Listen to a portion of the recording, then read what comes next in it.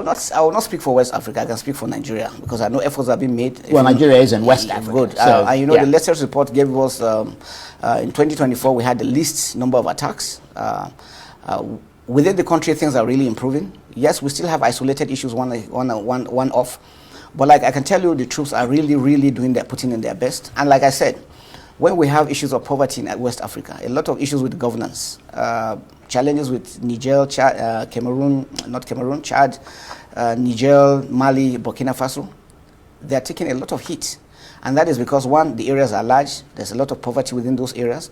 Climate change is one major issue on ground, and lack of political will is causing these issues. And those are the things trying to pour into Nigeria. And so whatever efforts we are making, as long as these things are there, it's going to be a challenge. And that's why the federal government is moving up to make sure that we have a very wonderful border management system, because we have to protect our borders. If you notice, most of these guys coming with this flow into Nigeria from outside. And that's why it's critical. And that's why for us, the 3 countries that have gone, we are still militarily discussing with them. Just recently, we have their DDR teams, disarmament team, visiting Nigeria. They were here for about a week. But they didn't attend your recent meeting. No, that was the recent meeting was for the chiefs of defense staff. They actually didn't attend, but on our own part, because they feel politically they felt they should stay away. But they had no place. They had no place. Really. Yes. But as it is, from us as the military, we still do a lot of training together. We still have their men in our training schools here in Nigeria to tell you how we still work together. So we don't have such issues.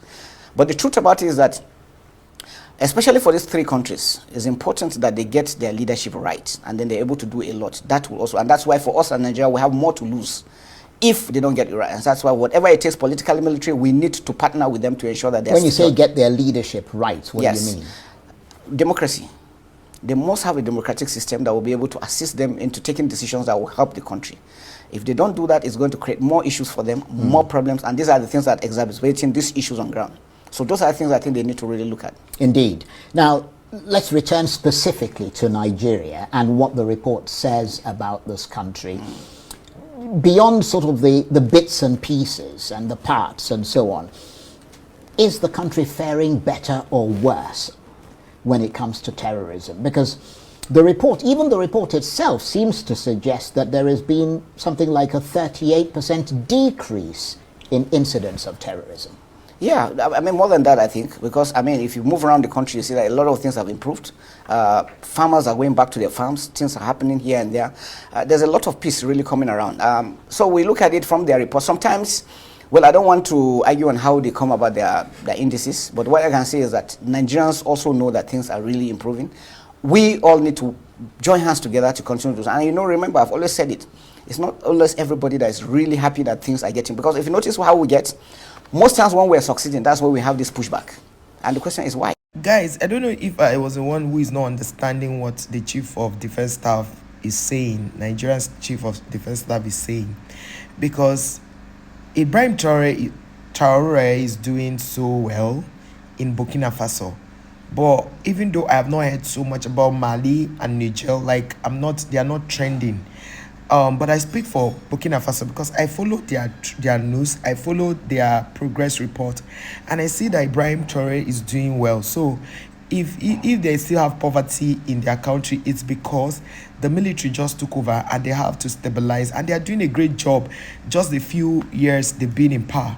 So Chad, yes, they have their own challenges, and yes, it comes to, if you say that these people, Mali, Burkina Faso, Niger, and Chad are having their decisions are causing issues in that. The reason why you want them to beef up the security in Nigeria, like the border security, is so that those people don't stray into the country. It's okay, but to say that is because they've not gone back to democracy. That is why they have not been able to get their acts right, in leadership. I beg to disagree, sir, because it's a person who is the leader.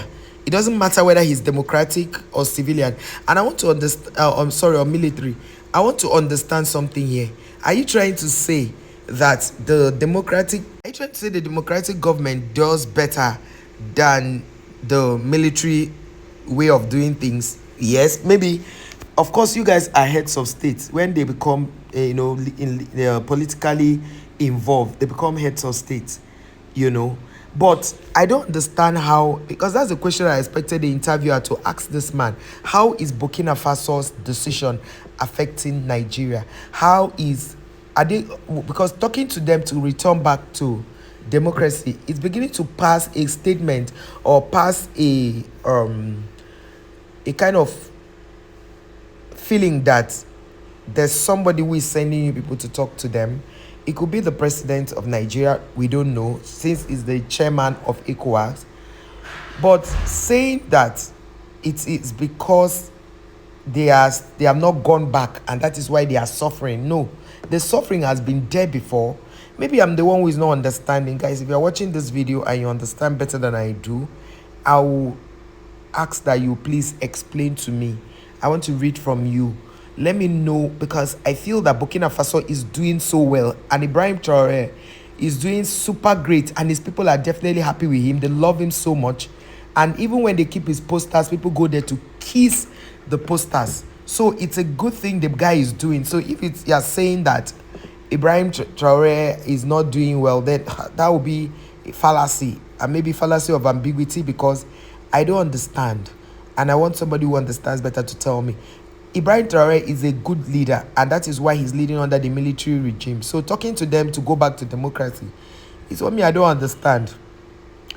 At the end of the day, guys, let me know your thoughts. Let me not be the only one talking. Thank you for watching. I'll see you in the next one. Bye.